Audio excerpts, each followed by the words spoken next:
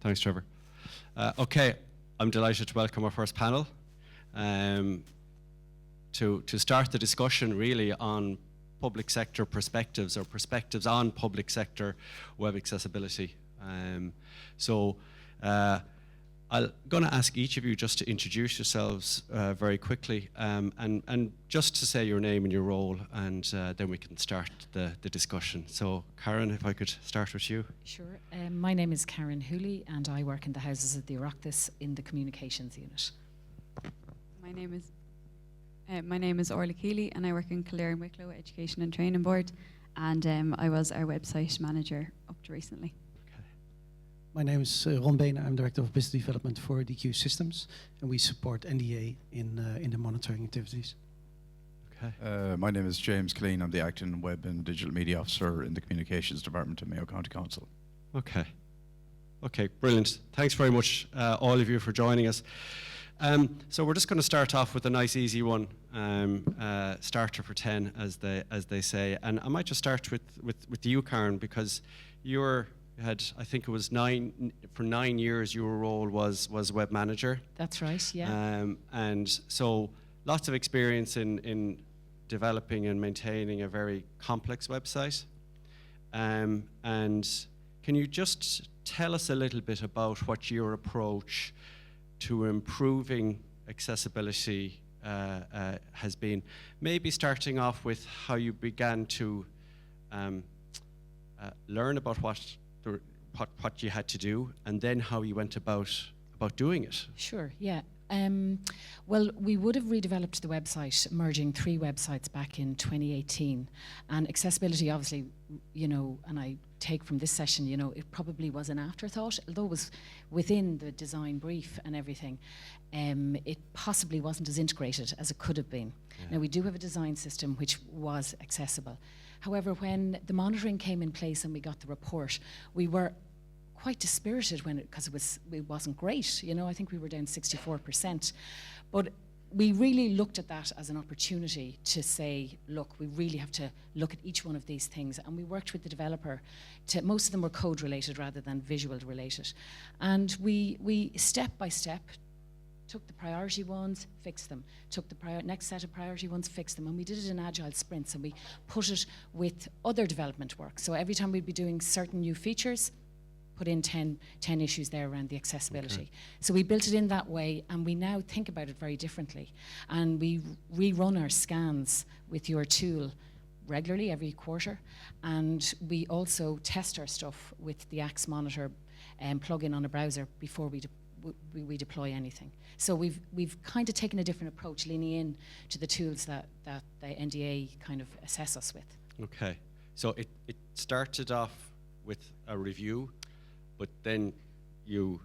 Even though we thought we were doing okay. We thought we were factoring it in. Yeah. But the truth of the matter is, I think that maybe, it isn't in our DNA the way it needed to be in our DNA. Yeah, okay, very good. And the review, as I said earlier, is only sometimes the start. A friend of the centre, Josh O'Connor, once gave a great quote to me. He said, an accessibility audit is like gym membership. And unless you use it, it's really kind of worthless, and you feel you've achieved something just by having it done, just by having the gym membership. So thanks for that one, Josh. It always stuck with me. So it's just interesting that you built it into your agile sprints, Karen. And it, for me on the outside looking in, it looks like you did it in a fairly systematic way and tried to build it into your development processes a little bit. Yeah. And we've basically shared with the developer that and the designer that it's just the baseline now. You have to think about this with everything we do. Okay, great. Anyone else on the panel have perspectives on that, on maybe getting a review and then starting the process of trying to address accessibility, maybe for the first time, or maybe you were already working on accessibility before the review happened. James? Yeah, I can. With us, I suppose, we had our tool built on the website, and again, like Aaron, we had a merger of a couple of websites, and with a new website launched in 2020, and when I kind of took over the role that I'm in now, you know, the tool was on the website. It done the screen reader and the screen masking and things like that. And to me, you know, probably naively, I thought, you know, we're doing our job here. I suppose our eyes were opened when we got notification and we had our first simplified review, and the scores came back. You know, the percentage number was, I think it was 0.03%, and we were like, wow, this is we've got this lovely, fresh, modern website. And I think, you know, kind of liaison with yourselves then was great for us to learn and really get an understanding. I'm not a technical person as such, but I did have help with Kieran, a guy in our IT department, on the technical side. And obviously we've our developers. So like Karen, we took the same approach. It was break it down into what was critical, what was serious, what needed to be done, and then look at the what the developers needed to do, what was out of our control, and what was in our control in terms of content. So then I would look at the content work and say, all right, well, I can do this in a particular order. And then for all our contributors to the website, so we have about 70 people who contribute to the website for all the different sections. I mean, there's thousands of pages. I realize, you know, so most of them probably would be in the same boat as me at the time and not really understand the little details you can do to make your website accessible. So I refined all the training manuals that we had for them, because most of the jobs they do is literally just uploading content. There's not much more. So how can I do a training manual that's simple but focuses on accessibility, that they're making sure everything is done right. That was kind of the starting point of it. And obviously between the simplified reviews, we've done an in-depth review in 2023, I believe last year was it.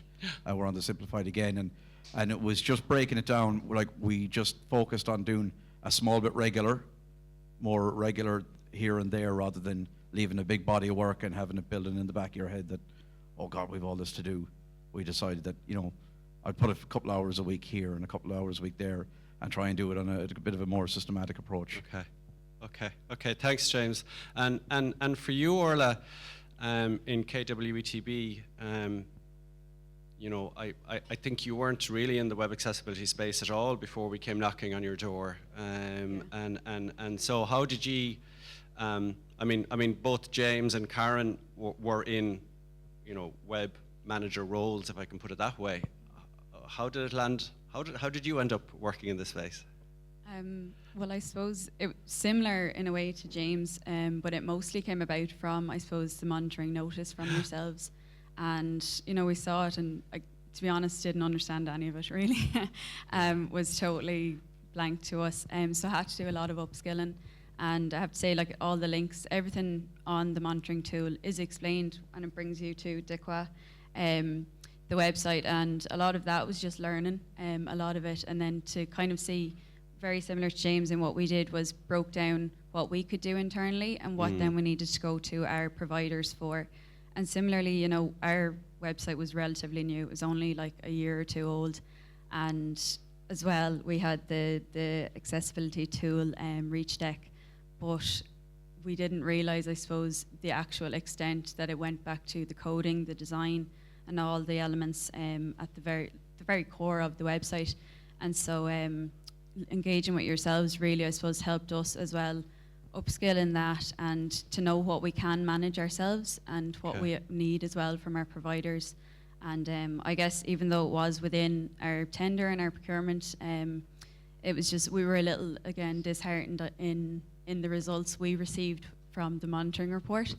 And so then, yeah, it was just breaking it down, seeing what we could do. But then we now have received our in-depth review as well. So that's bringing us on further and further. And with that, I guess we're keeping it on topic, but we very much need to bring it out across our editors as well, similarly to James. But we need to get it out a bit more. Like, it's still not a high topic of awareness in our organisation, you know. And so would you say it's siloed in your organisation, or is it something that there's a number of people across a number of functions are beginning to wake up to and become aware of? Beginning to wake up to, exactly. Yeah. And I would say in some sections we may not be even aware. You know, I'm kind of at the corporate side. Say we have obviously further education and training, and we have schools, and at that level they would be it would be really integrated, and you know that's their bread and butter really. But I suppose on the corporate side, and it was our corporate website we were looking at, you know, we were quite unaware of that. But at the moment, you know, we are using this project, I suppose, increasing our website accessibility as within our equality, diversity and inclusion group, and that's driving it. And I suppose we've different representatives across our organisation on that. So I suppose the silos, as you say, are kind of all coming together in it to spread it across. That's a bit interesting. further. It's kind of landed in the EDI group. You know, Yeah. it might not necessarily always be seen as a natural kind of fit in there, but for you know, being who you are, you're an education and training board. Everything you do, or an awful lot of what you do, is around equality, diversity, inclusion. It's about inclusion of learners, inclusion of staff. Yeah, interesting. Yeah, and I suppose we don't have, you know, our corporate, we don't have a communications team, and so like that, the website, say, was with myself as one person, very similar to James, and then we have editors, but it's not a team that, you know, that is doing this on a day-to-day. I mean, you have very many other duties, so it was kind of just a part of your role. Yeah. And then, you know, you had to take some time to learn a lot more, but it's not something that I was in any way skilled at, and I'm not technical, so it was a whole new area for me starting into it. And even I suppose then the editors as well contributing to the website. Yeah. Any other perspectives from the rest of the panel on that piece of, you know, accessibility landing somewhere within the organization? You know, there's a kind of an identified need.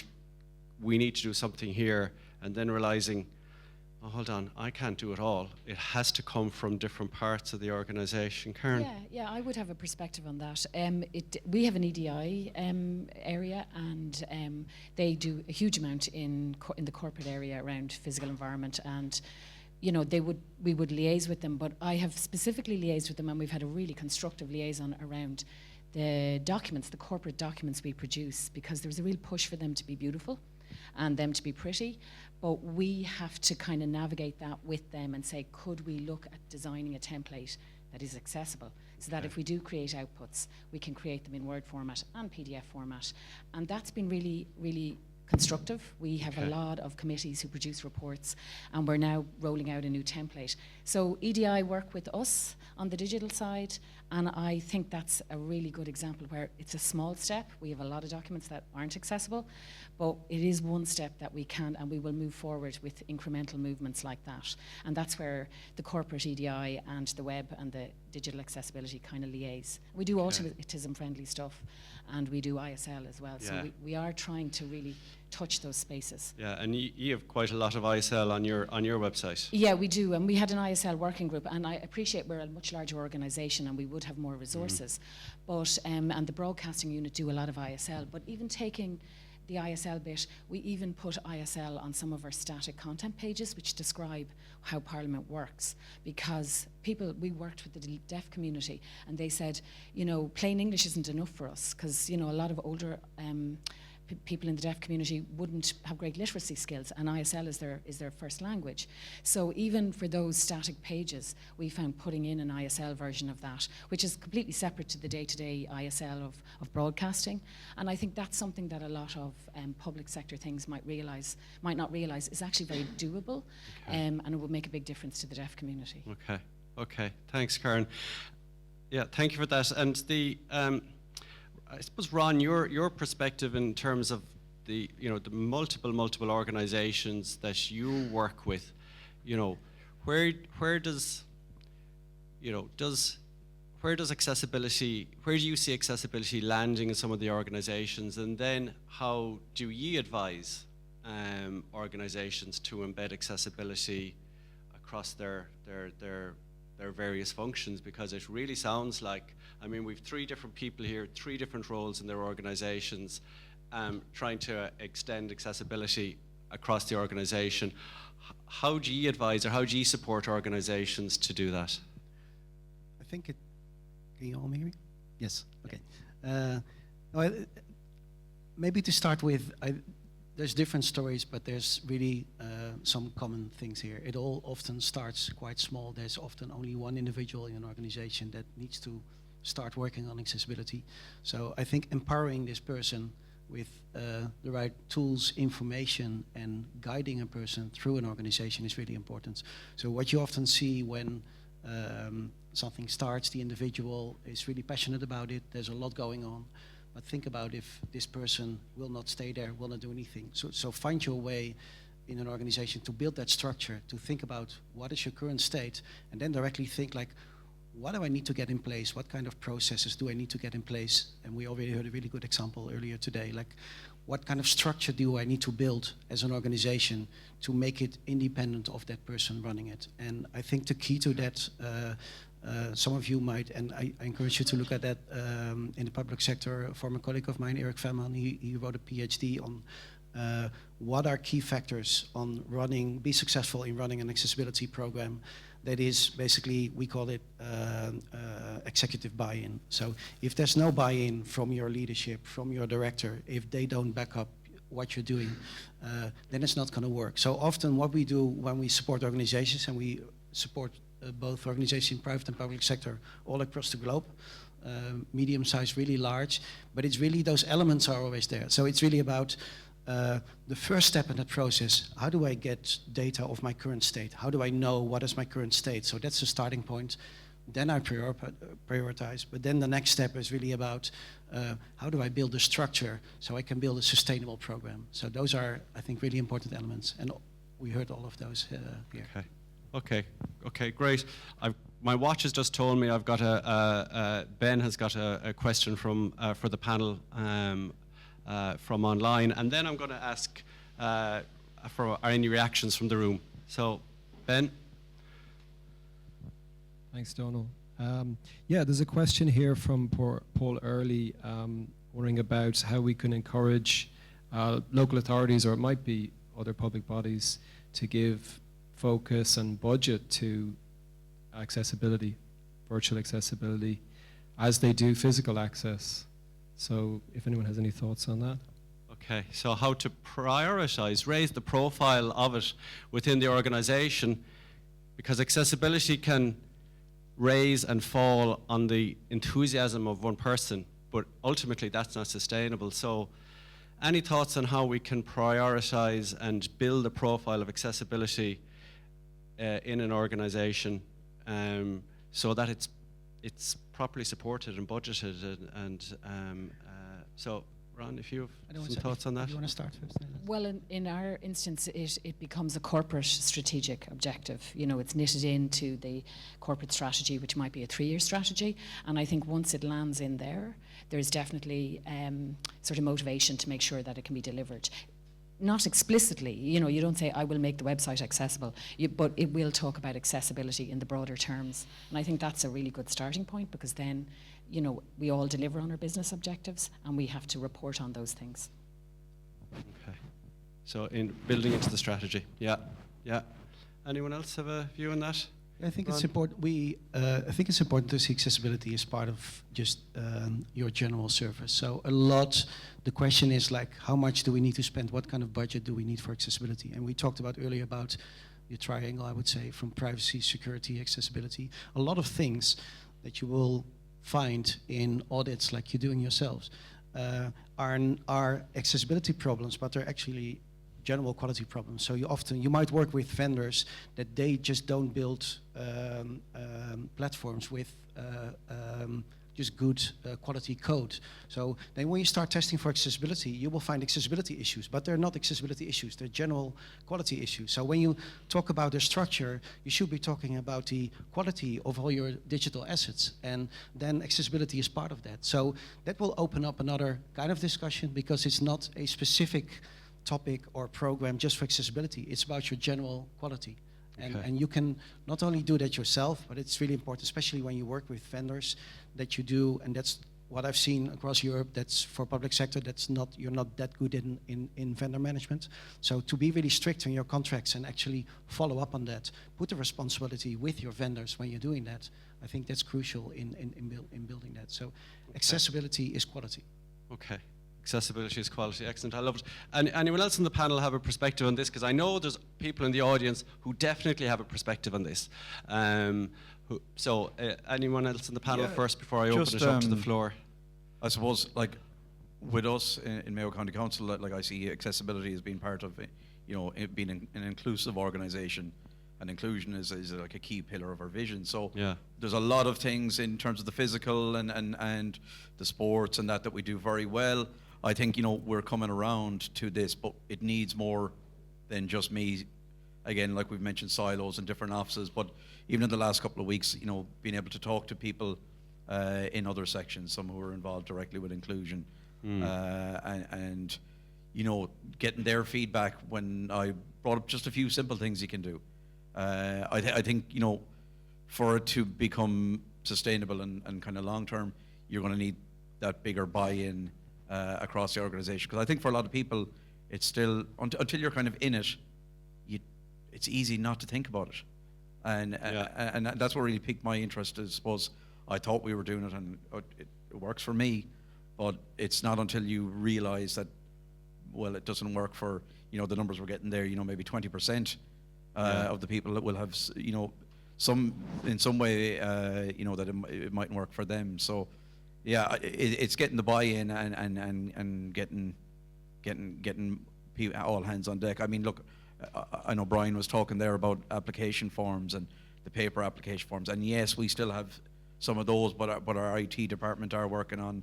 We have now an online application portal that, over time applications are going to be online, and that'll be all fully accessible using like the Consult platform. So we're making the move, and it's more than just what I can do. It's just the wider thinking needs to be involved, and the kind of wider buy-in. Yeah. Okay. Thanks, James. And Orla, just a direct question to you: Does it help to have buy-in from the senior level? Yeah, I think it absolutely does. And like it's one of similarly to how Karen said about it being a strategic driven objective.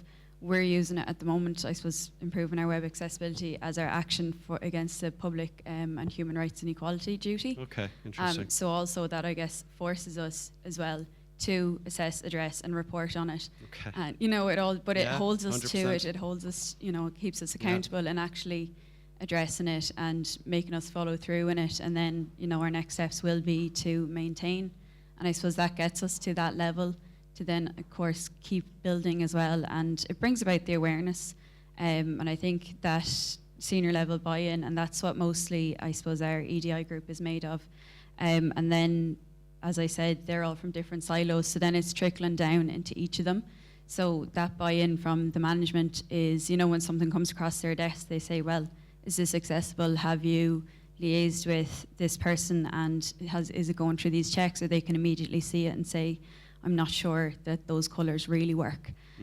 So I think that, like, at that high level, it's really good to drive it, and you need a driver, and I suppose that's how it fell into our EDI group, because they're the driving force of it at the moment in our organisation. Okay, anyway. that's really interesting that it's coming from there. Yeah. I just want to open it to the floor. Does anyone have any observations or questions for the panel at this stage? And could we get another roving mic? This gentleman here, and then yourself, Connor. And this gentleman here, second row. And apologies for the people online. We don't have a camera covering the audience, but we have the audio. Great panel discussion. Thanks everyone. And if you could just say your name. Michael Yeah. here from Optum and Accessibility Ireland. Just a question in terms of kind of follow on from the monitoring that the NDA have done, and kind of how you've gone about maybe familiarising yourselves more with accessibility. Have you engaged with any other companies in terms of, or like external resources in terms of kind of upskilling and training, or is there any like resources or companies you recommend to the wider community here that if they want to start becoming more familiar with accessibility to implement in their company that you found useful kind of as you transition towards incorporating accessibility in your orgs? Great question. Great question. Thank you. Who would like to start off with that? I don't mind. Yes. Thanks, Orla, again. I suppose a quick enough one, Michael, really. At the moment in ETBs, I know that it's not that big, I suppose, a topic on the radar. I did liaise with a few other ETBs. There was one, I suppose, that was a bit more advanced, and so I got good feedback, I suppose, and direction as well from themselves. And I then also passed on some further information to another ETB. Particularly, they were starting out their website project, but a lot of it for me was Google. It was the NDA's website. It was DECWA from the monitoring tool. But there is an array of resources. I couldn't list them off now as all, but there are so many. I know there's plenty of websites that I really was very impressed by, and a lot that we refer back to. And so there's loads out there. Unfortunately, I don't know them off the top of my head now, but I definitely, there's a load of them. But I think engagement is probably it's the most invaluable you can get. I definitely found the times we met with yourself and Ben Donald, we learned a lot more in terms of the practicalities of it than trying to differentiate all the information on the website. A lot of it as well of the terminology, I suppose, was you had to learn it and try and understand it and then describe it back to other people. But I suppose that was part of the learning, if you were able to explain it to other people. Okay, absolutely. Well, yeah, that's a great that's a great way to know if you understand something that you're able to explain it back to other people. But that's really interesting what you say, I think, Orla, about the other ETBs, because there is no way monitoring can cover all the organizations it needs to cover or provide, frankly, the level of support that's needed. And that's why we invited so many accessibility experts, so many accessibility consultants, so many people who are working in the area with experience here today, is because this really is about engagement with each other, the networks of people. And I know that, ETBs, like local authorities, they're good at learning from each other. If one ETB does it well, if one local authority does it well, then others will learn from that. And I think that's why we have champions, and we identify champions throughout different sectors in the hope that then good practice will spread. So was there something you wanted to say, Ron, before we ask two things. Question? Let's start with your last comment about networks. Maybe it's good to so there's a couple of international networks for accessibility champions, for dedicated people. So you might know the Champions of Accessibility Network, which is a really active global community for the people who don't know this. It's easy to find online. The other one, to learn about accessibility, there's a certification program with different cells, is the AIIP, International Association of Accessibility Experts, Professionals. And there's also prep courses in DQ University for that. And I know in the past, I don't know what's the current state, but we have a large e-learning platform that some of you already have access to through NDA. Yeah, great. Thanks, Sean. And there are accessibility networks in Ireland, and I want to make sure we hear from Accessibility Ireland before we leave today, and the Accessibility Professionals Network as well. That's in Ireland, so maybe Anne-Marie McCulloch, I might put you on the spot to say a couple of words about that. But Conor, did you have something to say? Or maybe Conor's going to talk about it, actually. Hello. And, yeah, hi, Conor, and just your name and organisation. Yeah, Conor Artican. I'm from Fidelity Investments. So I'm going to have two questions, and then I'll let Anne-Marie cover the network. So my first question would be to the website managers, hopefully not too technical. In what way did your content management system either enable you or inhibit you from producing accessible content, which hopefully will lead us on to a topic later about procurement, and which leads to your point, Ron, about having a champion in accessibility. And then my second question is, you speak about the monitoring in terms of the tool that monitors website. In what way have you engaged in user groups to test your websites for accessibility? Okay, who would like to take the first question first? Your CMS and how it supports or otherwise accessibility? Yeah, so I suppose the content management system we use, it's fairly flexible, it's fairly adaptive. It's more of an enterprise one that we use, so you need to get kind of used to it before you're comfortable with a thing. You know, like the likes of WordPress, you can just bang anything up there. But sometimes I think, you know, when you spend a bit of time to learn the ins and outs of it, and I suppose in my role, that's my job. I need to know the ins and outs of it from the content management side of view. I in the last number of years, you know, I can now spot an issue that is a technical issue beyond the content management system, and that just makes it easy to direct it off. What I try to do, as I said, because other people contribute to the website, is use the tools I have to learn how we can do stuff in a simple, easy way that makes it accessible, and simplify that even more for the people who don't spend their day-to-day on the website. Some people might only come in, they might just need to update something once a month, and they might go, oh, I forget how to do that. But by simplifying the process for everybody else, you know, it's starting to kind of reap its rewards now. It's been a slow process, but for, you know, the bit of, we'll call it the hard yards, were put in a couple of years ago, and we kind of committed to doing what we can, and it's never going to be perfect, but we just got to keep working at it. And for everybody else, then making life simpler for anybody else who does a small bit of a contribution towards it. Okay, thanks, James. Does anyone want to talk to that question, or could we move on to the juicy topic of engaging with networks and engaging with end users, which I think was your second question, Conor? And is that something that people have started doing, and how have you been going about it? I can chip in on that one. Yeah, thanks, Karen. We would have, well, around CMSs and enabling, we would definitely have built our CMS to make sure that every piece of content has all the necessary fields and metadata to support users. So for us, that was part of the build process, and every template requires it, no matter what the user. And the other things we do are that even the automatic data that comes in, every data field and metadata field must be populated automatically so that it's human readable.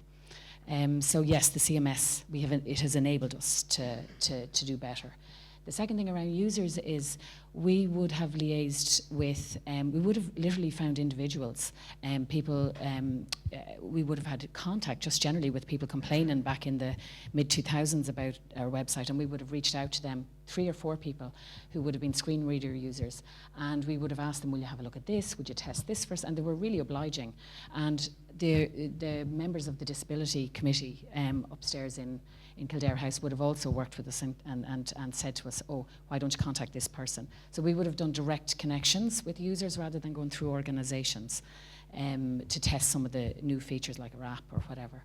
So, and we found that hugely beneficial because people really want to tell you how crap your things are. And, you know, and that's good for us to hear, you know, that is really good for us to hear. Yeah, but it is, I mean, I suppose that just speaks to your attitude in the team, is that when you get a complaint in, it's a learning opportunity. Yes. It's not something to be defended, because, let's face it, web accessibility complaints, they're indefensible anymore. The legislation Absolutely. says a complaint coming in is a complaint, it's got legal weight, but you were already doing that before the legislation come in, and seeing it as a learning opportunity, and how do we respond to And that? I think we should all see it as a learning opportunity. You know, you can't be expert at everything, you know, and you really just have to lean into all the information and the intel that comes into you to improve. Yeah, absolutely. Thanks, Karen. Anyone else want to talk about that, engaging with networks or engaging with end users? We're not there yet, I have to say, Okay. Conor. But I was actually wondering that when Brian was doing his speech, and I didn't get to ask, but I suppose I was thinking afterwards, like, do you give feedback much? Because I have to say we haven't received much, but it's like what Karen said, that's what you work then from, and you would actually nearly hope for it in a way to know what you're really falling down on in their experience, because I suppose we, like, even with the tests that we do, we may not capture everything and what our users are experiencing, so I think it's better to have that first-hand experience to work off of, I guess, and build upon, than like, you know, just the tests that we actually are available for. Brian? Right. Usability is an eye-opener. It really is, and I've seen it. That's where I began my journey into accessibility, when Josh asked me to come down and do some usability testing for the crew, and it really was. And I think it's when clients see a user of assistive technology trying to interact with the content, and when they see the challenges they face, that's when the penny drops, and they kind of go, actually, yeah, it is difficult, and this is what we need to do. And I've done various audits over the years where we've included videos to complement different issues and to support different issues that users of assistive technology have. So, and I've fed back to organizations as well on products and services that I've had issues with. So you're absolutely right, Orla. I think you do need to get feedback, but usability testing is amazing to do. And I think it's beneficial for everybody, for the client and also for the user too. Brilliant. Great. Yeah, I Thanks, think it's Brian. impactful, isn't it? That's where you see it. Yeah, I mean, certainly my experience was the first time I ever got an audit done was years ago with what is now the Citizens Information website. And yeah, there was lots of technical stuff we needed to fix, but the most impactful part of that was the videos from the user testing to show people, look at how difficult we are making it for people to get where they want to be. And, whether you're a technical lead, a web developer, a web manager, or a senior manager, it really resonates. I mean, we are emotive beings. We respond to the emotion of seeing someone in difficulty. And speaking to Trevor, who'll be giving your closing reflections later, sometimes it is about the user story. That is much more impactful than the automated testing. Much more impactful in terms of bringing about change. Ron? Yeah, I think it's important. The user testing is, as part of the whole process, important. There's a lot you can already do in an earlier stage. It's going to be, often it's not done because it can be quite a lot of work to do, like user testing in your whole workflow. But I think even if it's done anecdotal, and then not as just quality data, but just to be able to present some examples to your leadership and to show what's going on. And what I've seen, it depends on your organization, but I've seen a lot of people struggling. Okay, but this is relating to what I said earlier. Like, if you're collecting data, this anecdotal data of seeing an actual individual that is using something that is paid by us all, right? By people who just pay tax, for instance, and not being able to do that, that's a serious problem. So collecting this information, like creating your own feedback loop in collecting those things, that's really important. That's so easy.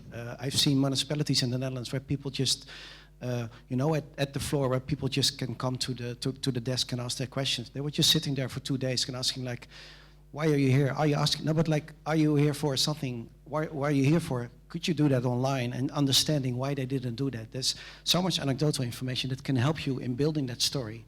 So accessibility is really about storytelling to get that engagement. So really powerful. Absolutely, great. And it's remiss of me, I should have mentioned that James Northridge was to join us here this morning, and due to medical issues in his family, he wasn't able to come. And I'm not going to speak on James's behalf, but James is manager of Inclusive UCC and is doing loads of programs of work within UCC around accessibility and inclusion.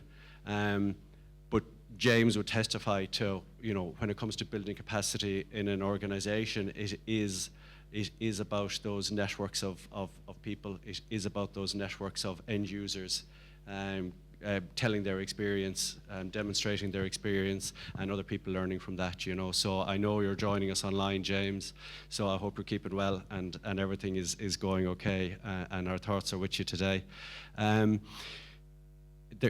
Another question from the floor, and then we might break for coffee. Fergal, you have a quick question as well. Great. Look, we'll finish with the 2 questions from the floor then. Hi there, Donal. It's Kathy Jarrett from citizensinformation.ie. Hi, Kathy. Hi there. And my question is really about duplication of efforts. I suppose that you have been dealing individually with organisations post-monitoring in helping them improve their accessibility. And it strikes me, just listening to the panel in general, the ETB and county councils, are you working in silos in some cases where you're doing a huge effort and networks are very valuable? But what could be done to make it easier across the public sector to deliver accessible products? And I think when I heard James from the revenue saying that you're working on a design system within revenue, but is it not possible to reach a design system for the whole of the public service so that I wonder, anything is you it? might I wonder, is want- there anyone in the room who will be speaking at a panel after break Well, no, could actually, speak to that? No, when I'm talking about technical aspects, really. It's you have a particular widget which delivers. Absolutely. I have a definite view on that, Kathy, but I'm going to leave it to the panel as to, is there duplication of effort happening, we're not really talking maybe in your organisation, but right across the public sector. Do we need more sharing of information, resources? Do we need more sharing of experience? Do we? I suppose we're not going to maybe come up with the solution for everything today, but do we need that? Is there a duplication of effort? Do we feel? Yeah, I suppose. Like, I can only speak from my own experience, but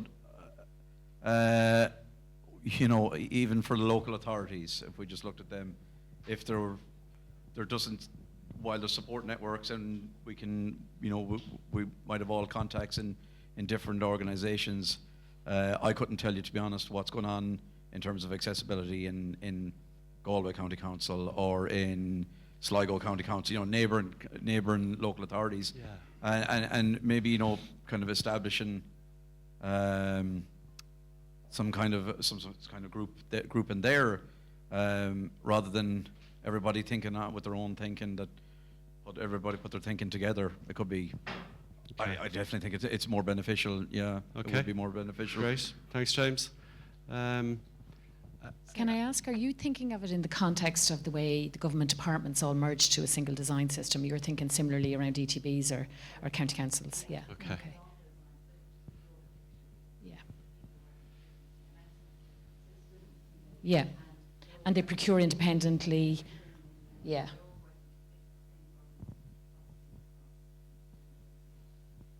It does seem to make sense to think about it at the very least and evaluate it.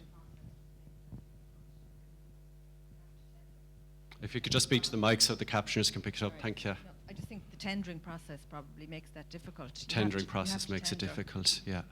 People respond to tender Yeah. and Okay. to different vendors. Okay. Josh, you probably had something to say on that. Had you? Maybe Fergal, if you could just give it I to Josh. did, thanks, before, yeah. Donald. Sorry, I know Fergal wants to get ahead of me, but just a brief one on that, because I think it's a really interesting question. Josh O'Connor from Interaccess. I think this idea of effort is really important, because accessibility is a team sport, and everyone has a part to play. And I don't think it's a case of saying it's all fixed in the design system, or it's all fixed in the CMS, or it's all fixed in X, Y, or Z technology, because we have a tendency, I suppose from a psychological perspective, to look for a simple solution which will just work and do it, depending on how much we know or don't know about accessibility. And it's really not like that.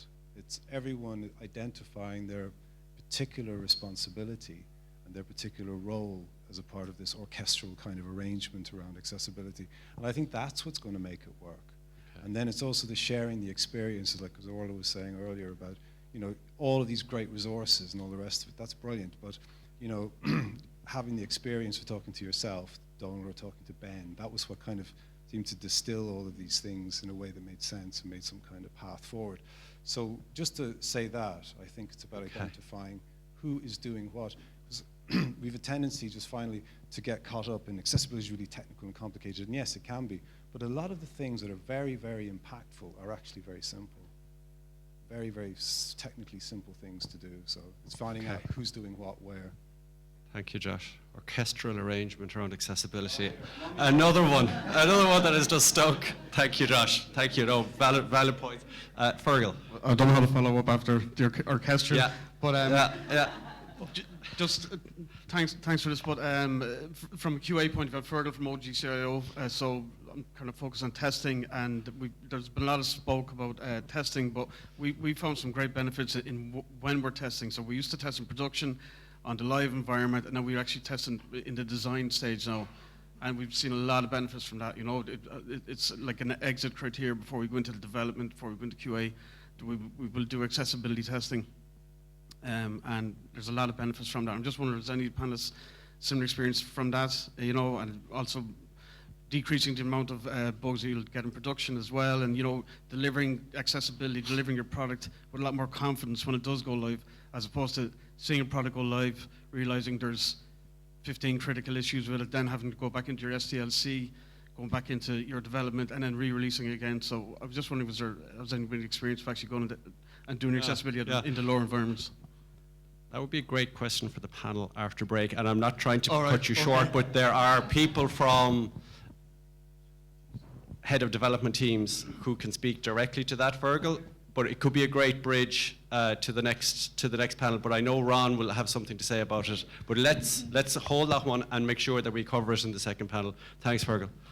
No, just really short. This is exactly, I think, as a next step, once you establish like a baseline and you did the first round, we call it shifting left on accessibility. So the technology and the reports that you get from the reporting and from NDA, you could use the same kind of technology in your early stages of your software development, and you then can create automatic processes. And you might, like, there's always small stuff that you maybe don't want to fix directly, but you can at least be sure that you build like a quality filter, a quality gate in your early stages of design and development to even prevent those issues from going into production. It's exactly the right approach for scaling accessibility. Okay. Thank you so much to our panel and for all your contributions. I think we're well warmed up now, whether it's the sunshine beginning to come through the windows. Let's grab a quick coffee, folks. I'd like the break to be kind of no more than 12 minutes because we actually only have 1 hour left in this event. So we want to get as much from after the break as possible. So please join me in thanking Karen, Orla, Ron and James.